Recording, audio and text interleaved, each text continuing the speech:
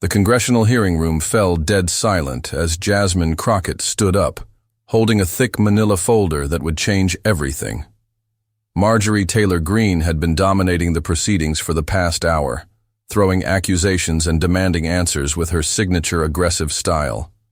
But what Crockett pulled out of that folder in the next 30 seconds left Greene screaming, the committee in chaos, and the entire political world scrambling to understand what just happened.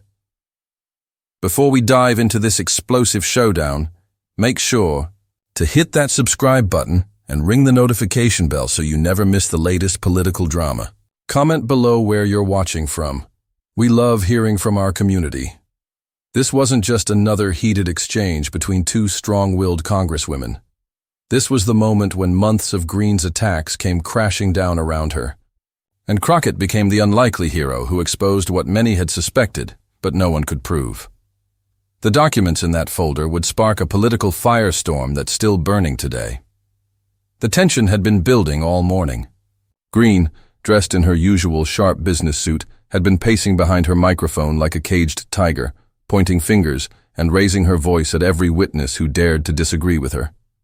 Her blonde hair was pulled back tight, her jaw set in that familiar combative expression that had made her both famous and infamous across America. Meanwhile, Crockett sat quietly at the other end of the committee table, her dark suit impeccable, her posture calm and professional. She had been taking notes, occasionally glancing up with what looked like quiet confidence. Nobody in that room knew she was about to drop a political nuclear bomb. The cameras were rolling, journalists were scribbling notes, and viewers across the country were watching what they thought would be just another routine committee hearing. They had no idea they were about to witness one of the most explosive political confrontations of the year. Greene had just finished a particularly heated rant about government overreach, her voice echoing off the walls of the formal hearing room. She slammed her hand on the table, demanding answers from the witnesses, her face red with frustration. The committee chairman tried to restore order, but Greene wasn't finished. She never was. That's when Crockett slowly stood up, folder in hand, and said the words that would launch 1,000 headlines. I think the American people deserve to know the truth about what's really been going on. To understand the magnitude of what was about to happen, you need to know who these two women really are and why this confrontation mattered so much to the future of American politics. Jasmine Crockett had built her career as one of the most thorough and methodical investigators on Capitol Hill. At 42 years old, this Texas congresswoman preferred to work behind the scenes, digging through documents, following paper trails, and building airtight cases before she ever spoke publicly. She grew up in St. Louis, the daughter of a small business owner and a school teacher. Her parents taught her that if you're going to make an accusation, you better have the evidence to back it up. That lesson would serve her well in this moment. Crockett had spent 6 months quietly investigating irregularities in committee spending, following tips from whistleblowers and poring over financial documents that most people would find mind-numbingly boring. But she had a gift for spotting patterns, for seeing connections that others missed, and what she had discovered was bigger than anyone imagined. As a former civil rights attorney, she knew how to build a case. She understood the importance of documentation, of having proof so solid that it couldn't be dismissed or explained away. She had learned patience in the courtroom, waiting for exactly the right moment to present evidence that would change everything. Marjorie Taylor Greene, on the other hand, had built her political career on being loud, controversial, and unapologetic. The 49-year-old Georgia congresswoman had never met a fight she wouldn't pick, or a conspiracy theory she wouldn't promote. Her supporters loved her for telling it like it is, while her critics saw her as a dangerous extremist who was destroying political discourse. Greene had made a name for herself by attacking fellow Democrats with increasingly personal and vicious rhetoric. She seemed to thrive on confrontation, using social media to amplify her attacks and rally her base. Her committee appearances were legendary for their fireworks, with Greene often shouting over other members and turning routine hearings into viral moments. But Greene's aggressive style had also made her sloppy. She was so focused on the next attack the next viral moment, that she had gotten careless about her own activities. She assumed that her loyal following and friendly media coverage would protect her from serious scrutiny. What she didn't know was that Crockett had been watching, documenting, and building a case that would expose Greene's hypocrisy in the most devastating way possible. This confrontation wasn't just about two congresswomen who didn't like each other. The stakes were enormous, both politically and personally. For Greene, her entire political brand was built on being the outsider who exposed corruption and held others accountable. If Crockett's documents proved what she suspected, it would destroy Greene's credibility and potentially end her political career. For Crockett, this was her chance to prove that quiet, methodical work could be more powerful than loud rhetoric. She was representing not just her district in Texas, but everyone who believed that politicians should be held to the same standards they demanded from others. For the American people, this was about trust in government. At a time when political scandals seemed to break every week, when citizens were increasingly cynical about their elected officials, this confrontation would either restore faith in accountability or confirm their worst suspicions about Washington: corruption. The committee room represented a microcosm of American politics. The loud, confrontational style that dominated social media versus the careful, evidence-based approach that actually solved problems. The outcome of this confrontation would send a message about which approach would win. The tension in the room had been building all morning, but it really started to escalate when Greene launched into what would become her final major attack before everything fell apart. "I'm sick and tired of sitting here listening to Democrats lecture us about ethics and accountability," Greene began, her voice rising with each word. She stood up from her chair, pointing across the room at various Democratic committee members. "You want to talk about corruption? You want to talk about misuse of taxpayer funds? Let's talk about the real problems in this government." The committee chairman tried to remind her about time limits and proper procedure, but Greene was just getting started. She had clearly prepared for this moment, and she wasn't going to let parliamentary rules slow her down. "For months, we've been investigating waste and abuse in government programs," she continued, waving a stack of papers in the air.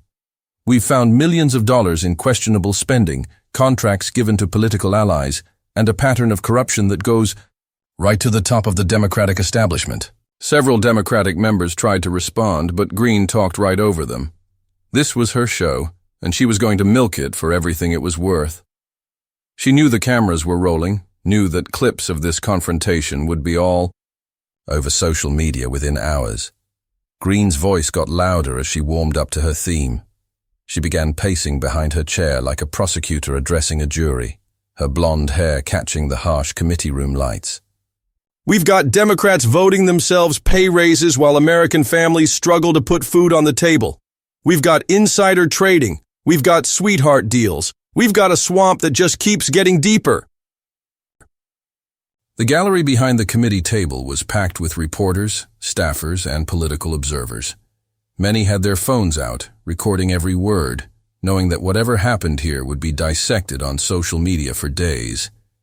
Greene was clearly playing to this audience, raising her voice and gesturing dramatically. "And you know what the worst part is?" Greene continued, her voice now echoing off the walls of the formal hearing room. "They think they can lecture us about transparency while they hide their own dirty secrets. They think they can point fingers at hard-working conservatives while they line their own pockets."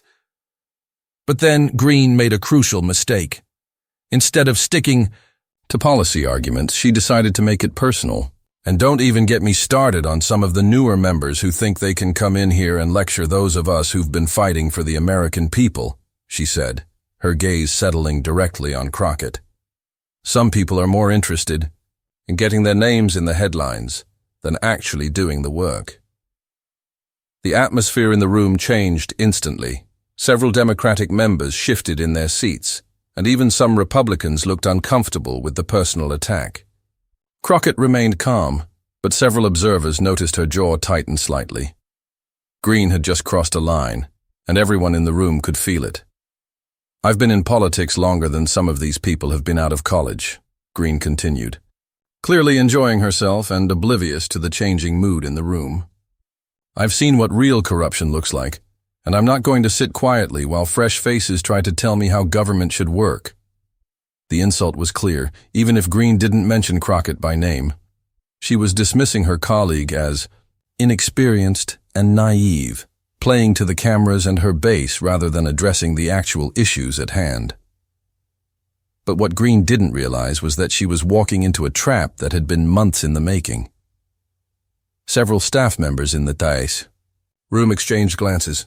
They had heard rumors that Crockett had been working on some kind of investigation, but nobody knew exactly what she had uncovered. The manila folder that had been sitting in front of her all morning suddenly seemed more ominous. Greene wasn't finished with her personal attacks. You know, it's easy to sit back and criticize when you've never had to make the tough decisions, when you've never had to stand up to the establishment and fight for what's right. Some of us have been in the trenches, taking the heat, doing the real work while others were still figuring out which end of Capitol Hill was up. The committee chairman was starting to look nervous. This was supposed to be a routine oversight hearing, but Greene was turning it into a campaign rally. He tapped his gavel several times, trying to restore some semblance of order. But Greene was on a roll. I've traveled to every corner of this country, talking to real Americans who are fed up with business as usual in Washington, she continued, her voice reaching fever pitch. I've exposed corruption at the highest levels. I've asked the tough questions that nobody else will ask, and I've never backed down from a fight, no matter how powerful the people on the other side might be. What Greene didn't know was that while she was giving these passionate speeches about fighting corruption and asking tough questions, Crockett had been quietly doing exactly that, asking tough questions and following the paper trail wherever it led. And it had led to some very interesting places. The irony was lost on Greene, but it wasn't lost on Crockett, or on several of the more astute observers in the room. Here was someone railing against corruption and demanding accountability, while potentially being guilty of the very things she was condemning. When the committee chairman finally managed to restore some order and recognized Crockett to speak, she stood slowly and deliberately. Her voice was measured, professional, almost conversational compared to Greene's shouting. "Thank you, Mr. Chairman. I appreciate the passion we've heard this morning about government accountability and the proper use of taxpayer funds," she began. "I think we can all agree that these are important issues that deserve serious attention and thorough investigation." She paused, looking directly at Greene for the first time. The contrast between the two women was stark, Greene still flushed, and breathing hard from her rant, Crockett calm and collected, with a slight smile that suggested she knew something that nobody else did. "In fact, I've spent considerable time over the past several months conducting exactly that kind of thorough investigation, and I believe the American people deserve to see what that investigation has uncovered." Greene rolled her eyes dramatically, clearly expecting another boring policy speech filled with statistics and procedural language. She had no idea what was coming. Several of her staff members in the gallery were already pulling out their phones, preparing to live tweet whatever boring response Crockett was about to give. "Before I share these findings, I want to make something very clear," Crockett continued, her voice gaining strength and authority. "Everything I'm about to present has been thoroughly documented and verified through multiple sources. These aren't rumors or allegations or political attacks based on anonymous sources. These are facts, supported by official documents, recorded transactions, and sworn statements." The room was getting quieter now. Something in Crockett's tone suggested that this wasn't going to be the usual back-and-forth political theater. Even the reporters in the gallery stopped scrolling through their phones and started paying closer attention. Greene seemed to sense that something was different, though she maintained her defiant posture. "I want to talk about a pattern of behavior that I believe violates not just the spirit of public service, but potentially several specific ethics rules and legal requirements," Crockett said, opening the manila folder that had been sitting in front of her all morning. The folder was thicker than anyone had expected. As Crockett opened it, dozens of documents were visible, organized with colored tabs and sticky notes. This wasn't a hastily assembled collection of talking points. This was the result of serious investigation and careful preparation. She pulled out the first set of documents, holding them up so the cameras could see them clearly. The papers had official letterheads and seals, the kind of documentation that couldn't be dismissed as partisan spin. These are financial disclosure forms, travel receipts, and meeting schedules that tell a very interesting story about how some of our colleagues have been spending their time and taxpayer money, Crockett announced, her voice carrying clearly through the suddenly quiet room. Greene's face was starting to change color. The confident smirk was fading, replaced by something that looked suspiciously like concern. She leaned forward in her chair, squinting at the documents Crockett was holding, trying to make out what they were. Specifically, I want to discuss a series of trips taken by my colleague from Georgia over the past 18 months, Crockett continued, her voice steady and clear. Trips that were supposedly for official congressional business, but which appear to have been primarily focused on fundraising activities and personal meetings. Now Greene was definitely paying attention. She started to stand up, but the chairman gestured for her to remain seated until Crockett finished her presentation. The room was completely silent, except for the scratching of reporters' pens and the quiet hum of the ventilation system. What makes these trips particularly interesting, Crockett continued, pulling out another set of documents, is the pattern that emerges when you compare the official justifications for the travel with what actually happened during the trips themselves. She held up what appeared to be a detailed spreadsheet. I've taken the liberty of creating a comprehensive analysis comparing stated purposes with actual activities, based on publicly available information, social media posts, local news coverage, and information provided by concerned citizens. Greene's hands were starting to shake slightly. She reached for her water glass, but her movements were jerky and nervous.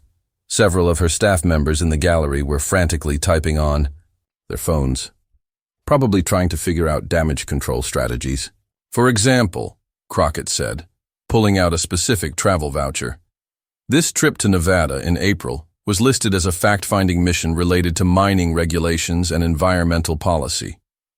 The taxpayers paid for 3 days of travel, including flights, hotel accommodations, and meal allowances. She paused for effect, letting the information sink in before delivering the next piece of evidence. However, according to local news reports and social media posts from that weekend, my colleague spent those 3 days at a luxury resort attending private fundraising events. The only mining-related activity appears to have been a 30-minute photo opportunity at a closed mine, which was arranged by campaign staff rather than official congressional personnel. The room erupted in murmurs and whispered conversations. This wasn't typical political theater. These were specific, documented allegations backed up by evidence that could be verified independently. Greene finally found her voice. That's completely false. I had extensive meetings with industry representatives and local officials. But Crockett was ready for that response. She pulled out another document, this one with an official seal from the state of Nevada. I have here a letter from the Nevada Mining Association stating that they requested meetings with your office during that trip, but were told that you weren't available for official business. They were quite surprised to see news reports of your attendance at political events during the same time period. The damage was starting to become clear, but Crockett was just getting started. She had months of investigation to present, and she was going to be thorough and methodical about it. This was the moment everyone had been waiting for, though most people in the room didn't realize it yet. Crockett reached deeper into her folder and pulled out a stack of papers that was much thicker than anyone had expected. Let me start with this trip to Florida in March of last year, Crockett said, holding up a travel voucher with official congressional letterhead. According to official records, this was listed as a fact-finding mission related to border security. The taxpayers paid for flights, hotels, and meals for a 3-day trip that was supposed to involve meetings with law enforcement officials and immigration experts. She paused, letting the information sink in before delivering the first real blow. The room was so quiet you could hear the air conditioning humming in the background. However, according to social media posts, news reports, and hotel records that I've obtained through proper channels, my colleague spent exactly 2 hours in official meetings during those 3 days. The rest of the time was spent at private fundraising events, exclusive resort activities, and what appear to be personal vacation activities with family members who were not listed on the official travel manifest. Greene shot to her feet, her face now completely red. "That's completely false. I demand to see those so-called records. This is nothing but a partisan witch hunt designed to destroy me because I'm effective at exposing the truth." But Crockett wasn't finished. She had spent months building this case, and she was going to present every piece of evidence methodically and completely. She remained calm, professional, almost conversational in her tone, which made Greene's outburst look even more unhinged by comparison. "I'm happy to share these records with you and with the appropriate oversight committees," Crockett replied calmly, gesturing to the thick stack of documents in front of her. "But first, let me show you the pattern that emerges when we look at multiple trips over an extended period of time."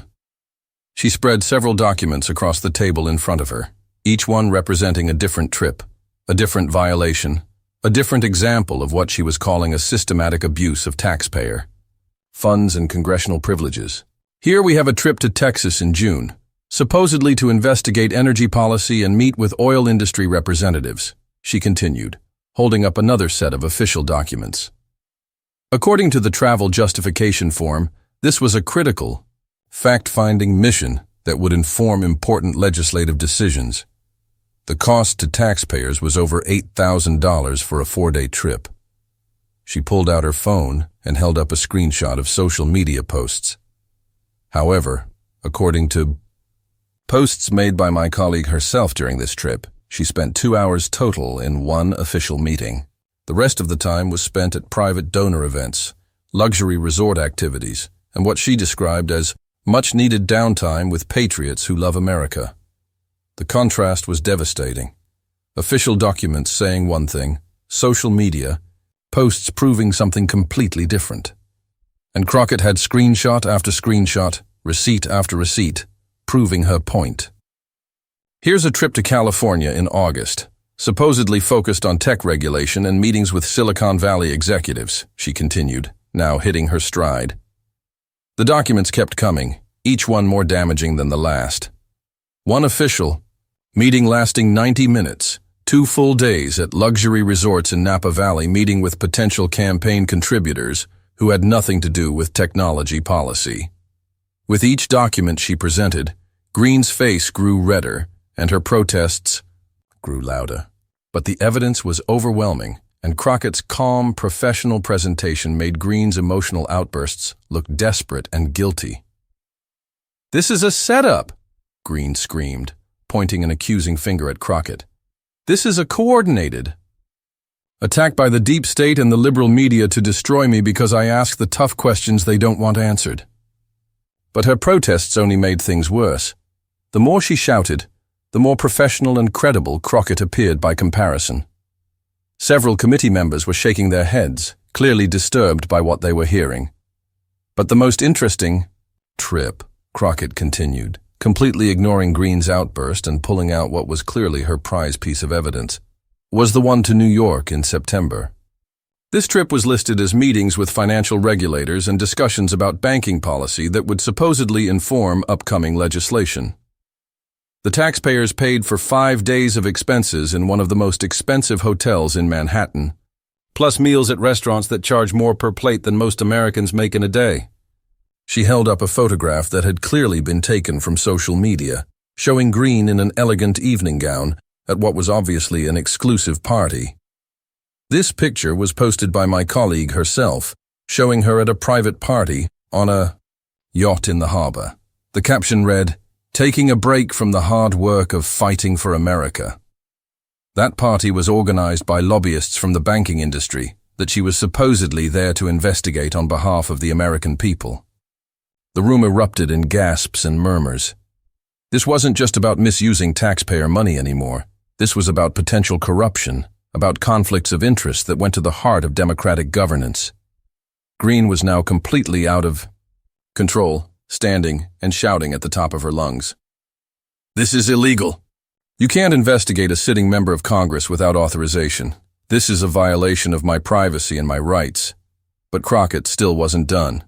She had saved the most damaging evidence for last, and she was going to deliver it with the same calm professionalism she had shown throughout the entire presentation. The most concerning aspect of this pattern isn't just the misuse of taxpayer funds, she said, raising her voice slightly to be heard over Greene's continued shouting. It's the potential conflicts of interest that these trips represent and the way they appear to have influenced subsequent legislative actions. She pulled out one final document, this one bearing multiple official seals and signatures that made it clear this wasn't just another piece of opposition research. This was something much more serious. This is a complaint that was filed with the Congressional Ethics Office 3 weeks ago by a whistleblower in my colleague's own office, Crockett announced, holding the document up so everyone could see it. It alleges that several of these trips resulted in direct contributions to her campaign and affiliated political action committees from the very people and organizations she was supposedly investigating or regulating on behalf of the public interest. Greene's scream could be heard throughout the Capitol building. "This is treason! This is a coup attempt! They're trying to destroy me because I'm the only one brave enough to stand up to the establishment!" But her protests were becoming increasingly incoherent, and several of her own Republican colleagues were looking uncomfortable with her behavior. The evidence was too overwhelming, too well documented for the usual deflection tactics to work. According to this complaint, Crockett continued, now speaking directly to the cameras, within 30 days of the New York trip, my colleague received over $200,000 in campaign contributions from individuals and organizations connected to the banking industry. Within 60 days of the California trip, she received substantial contributions from tech industry lobbyists. The EU pattern is consistent across multiple trips and multiple industries. She spread out a detailed chart that clearly showed the correlation between the trips and subsequent campaign contributions. The visual impact was devastating.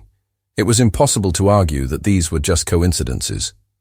"I want to be very clear about something," Crockett said, her voice cutting through Greene's continued rants and the murmur of shocked conversations throughout the room. This investigation didn't start because of political disagreements or personal animosity. It started because multiple people came forward with concerns about potential ethics violations and possible corruption. I simply followed the evidence, wherever it led.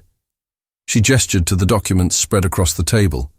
Dozens of pieces of evidence that painted a clear picture of systematic abuse of office. Every single piece of evidence I've presented today will be made available to the appropriate authorities for further investigation. The American people deserve representatives who follow the rules, who use taxpayer money responsibly, and who put public service ahead of personal gain. Greene's face was now completely red, and she was pointing an accusing finger directly at Crockett while continuing to shout, "You have no right to investigate me. You're not law enforcement. You're not the ethics committee.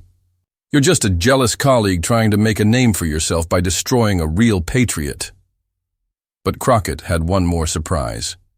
She reached into her folder and pulled out what appeared to be financial records with bank letterheads and account numbers partially redacted.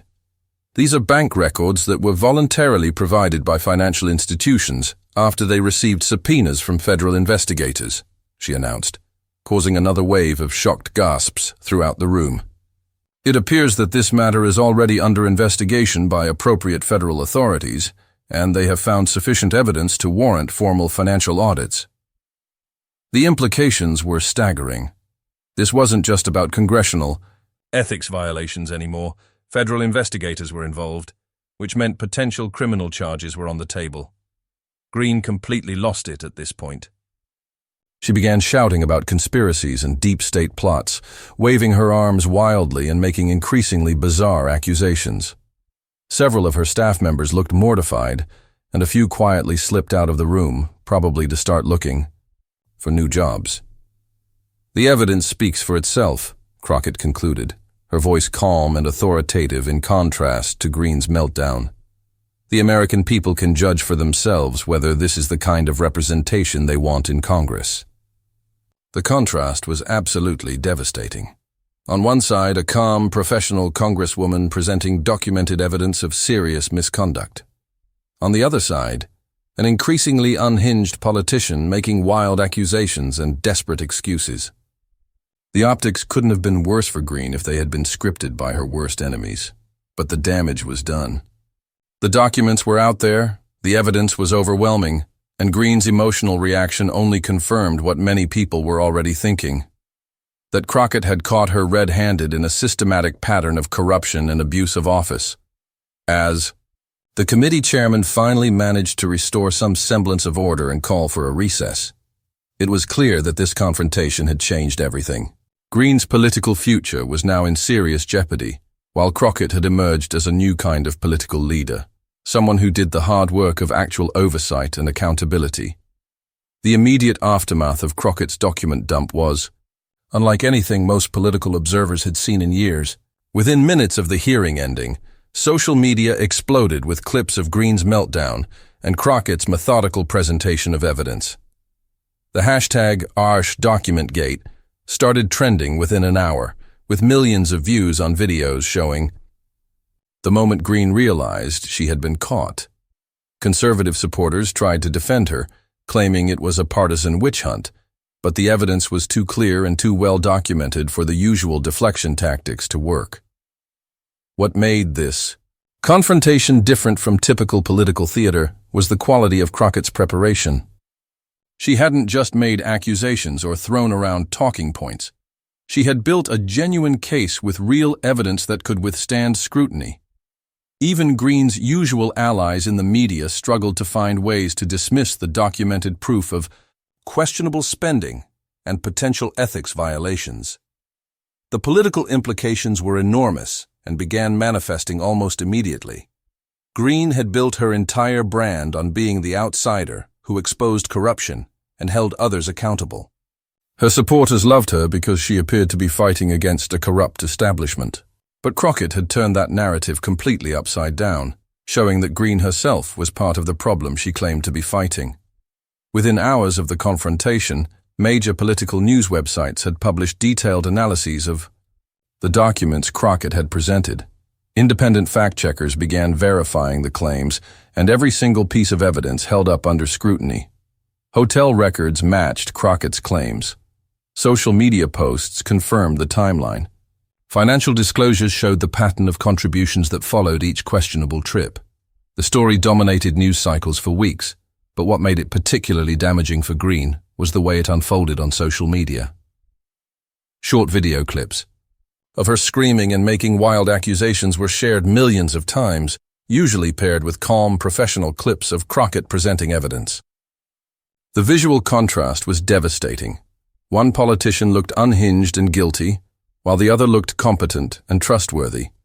Greene's immediate response was to go on a media blitz, appearing on every friendly platform she could find to claim that she was the victim of a coordinated attack by the deep state and corrupt politicians. But every appearance only made things worse. When asked for specific responses to the documented evidence, she would pivot to conspiracy theories and personal attacks on Crockett. The Ethics Committee announcement that they would be opening a formal investigation came just 3 days after the confrontation. Several of the trips that Crockett had documented were already under review, and new whistleblowers came forward with additional information once they saw that someone was finally taking their concerns seriously. But the ethics investigation was just the beginning. Federal investigators, who had apparently been conducting their own parallel investigation based on tips from congressional staff, announced that they were expanding their probe into potential criminal violations. The mention of bank records and financial audits that Crockett had revealed suggested that this matter went far beyond simple ethics violations. Greene's fundraising took an immediate and dramatic hit as several major donors distanced themselves from the scandal. Campaign finance reports showed a significant drop in contributions in the weeks following the confrontation, and several planned events were quietly canceled or postponed. Some donors who had been planning large contributions put their plans on hold, waiting to see how the investigations would unfold. More damaging than the loss of money was the loss of credibility within her own party. Several Republican colleagues who had previously defended Greene began distancing themselves from her. They couldn't afford to be associated with someone who was under federal investigation for potential corruption, especially when the evidence was so well documented and publicly available. The response from Greene's own district was particularly telling. Local newspapers that had previously been supportive began calling for answers. Town halls that had once been friendly forums became hostile environments where constituents demanded explanations for the documented misuse of their tax dollars. For Crockett, the victory was even sweeter because it vindicated her methodical, behind-the-scenes approach to politics. While other members of Congress focused on getting attention on social media and cable news, she had been doing the actual work of investigation and oversight. Her moment in the spotlight came not from self-promotion, but from solid preparation and genuine public service. The contrast between the two women's approaches to politics became a case study that was discussed in political science classes and journalism schools across the country. Crockett represented a new model of political leadership, someone who did the unglamorous work of actual governance while maintaining the communication skills necessary to explain complex issues to the public. But the aftermath wasn't just about these two individuals. The confrontation sparked a broader conversation about accountability in government and the role of social media in political discourse. Many observers noted that while Greene had built her following through viral moments and controversial statements, Crockett had achieved a more significant and lasting impact through careful preparation and substantive work. The investigation that followed revealed even more disturbing patterns than what Crockett had initially uncovered. Federal auditors found evidence of systematic misuse of taxpayer funds going back nearly 3 years, involving not just travel expenses, but also staff salaries, office expenses, and campaign activities that had been inappropriately charged to congressional accounts. More whistleblowers came forward with additional evidence, emboldened by Crockett's successful exposure of the corruption. Several former staff members provided testimony about a culture in Greene's office that encouraged the blending of official congressional business with campaign activities and personal interests. The financial investigation revealed a complex web of relationships between Greene, various lobbying groups, and wealthy donors who had benefited from her legislative positions. The pattern was clear. Official trips paid for by taxpayers would be followed by private meetings with industry representatives, which would then lead to campaign contributions and favorable legislative actions. One particularly damaging revelation involved a trip to Alaska that was supposedly focused on environmental policy and Native American issues. Records showed that Greene had spent less than 4 hours on official business during a week-long trip, while the rest of the time was spent at a luxury fishing lodge with oil industry executives who were actively lobbying against environmental regulations. The investigation also uncovered evidence of what appeared to be pay-to-play schemes, where donors who contributed large amounts to Greene's campaign or affiliated political action committees received private meetings during these taxpayer-funded trips. Several of these donors later received favorable treatment in congressional hearings or saw their legislative priorities advanced. The scope of the corruption was staggering, but what made it even more damaging was the hypocrisy involved.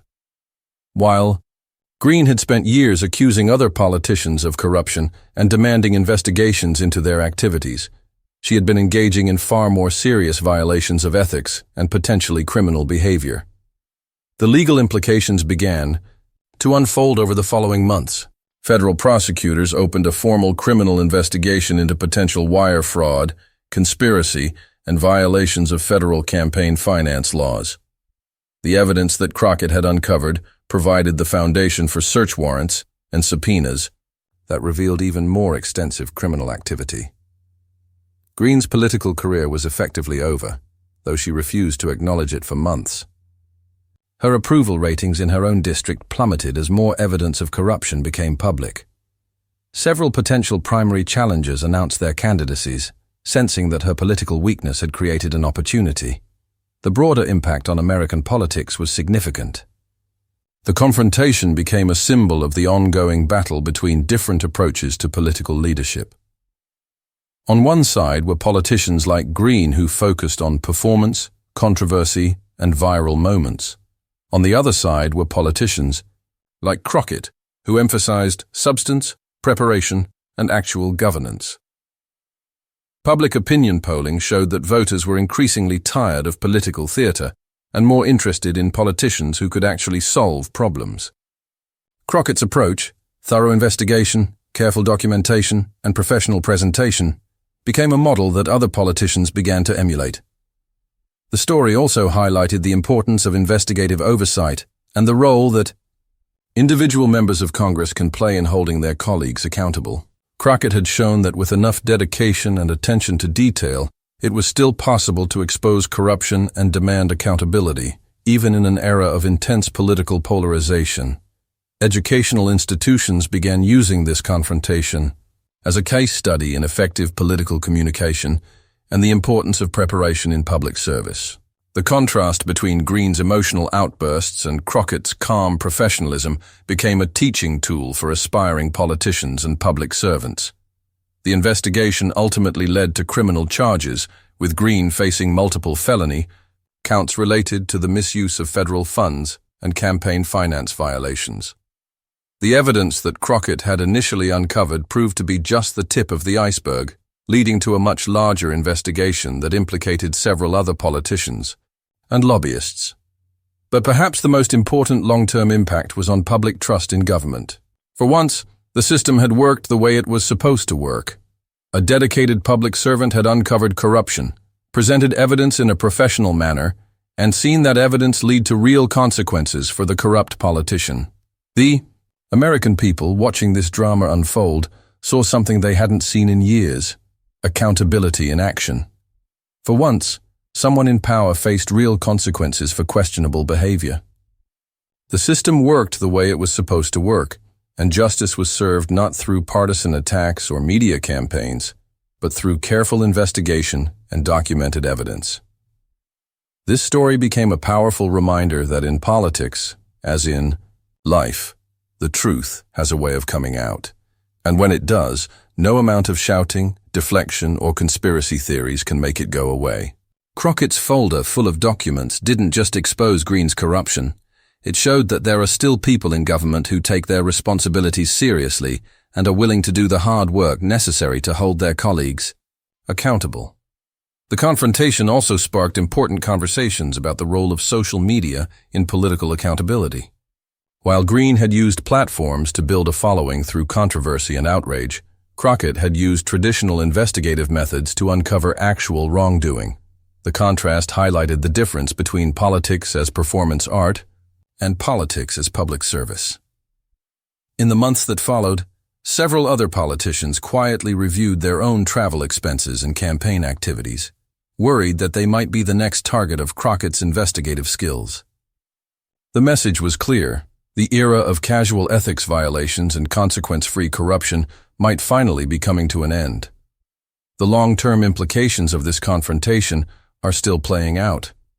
Greene's political future remains uncertain as criminal proceedings continue, while Crockett has emerged as a new kind of political star, someone who is famous not for viral moments or controversial statements, but for doing the unglamorous work of actual governance.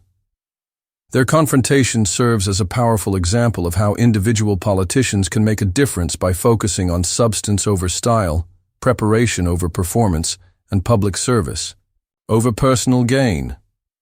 It's a lesson that resonates far beyond the halls of Congress, offering hope that dedicated public servants can still make a meaningful impact in American democracy. The ripple effects extended throughout the political establishment. Other members of Congress began requesting additional oversight training for their staff, worried about potential violations in their own offices. Ethics lawyers saw a surge in demand for their services as politicians scrambled to ensure their own activities would withstand scrutiny. The investigative techniques that Crockett had employed became standard practice for oversight committees. Her methodical approach to documenting evidence and building cases became a template that other investigators began to follow. Political science programs started teaching courses on investigative oversight, using this confrontation as a prime example of how the system could work when dedicated public servants did their jobs properly. The media coverage of the confrontation also changed how political journalism approached corruption stories. Instead of relying solely on anonymous sources and political spin, reporters began demanding the kind of documented evidence that Crockett had provided. The standard for political accountability had been raised, and it became much harder for politicians to dismiss serious allegations as mere partisan attacks. Corporate lobbying firms also felt the impact. The revelation that Greene had been meeting with industry representatives during taxpayer-funded trips while subsequently receiving campaign contributions created new scrutiny around lobbying practices. Several firms implemented new policies to ensure that their interactions with members of Congress couldn't be characterized as improper influence peddling. The story became international news, with foreign media outlets using it as an example of how American democratic institutions could still function effectively when dedicated public servants held each other accountable. It provided a counter-narrative to stories about American political dysfunction and corruption. Legal experts predicted that the precedent set by this case would lead to more aggressive prosecution of public corruption cases. The detailed documentation that Crockett had provided made it much easier for prosecutors to prove intent and establish patterns of criminal behavior. Several ongoing corruption investigations began adopting similar investigative approaches. The impact on Greene's family and personal life was significant. Her husband filed for divorce, citing the stress and embarrassment of the scandal. Her children faced harassment at school and on social media. The financial cost of legal defense began to drain the family's resources, even as campaign contributions dried up. Meanwhile, Crockett's profile continued to rise. She was invited to speak at law schools, political science conferences, and good government organizations across the country. Her approach to investigative oversight became a model for other politicians who wanted to make a substantive impact rather than just generate headlines. The confrontation also highlighted generational differences in political communication. Greene represented an older model of politics that relied on volume and emotion to generate attention. Crockett represented a newer approach that combined traditional investigative skills with modern communication techniques to achieve lasting impact.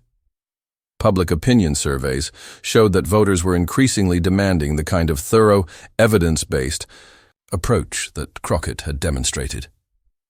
Politicians who continued to rely on bombast and conspiracy theories found themselves losing support, while those who focused on substance and preparation saw their approval ratings rise.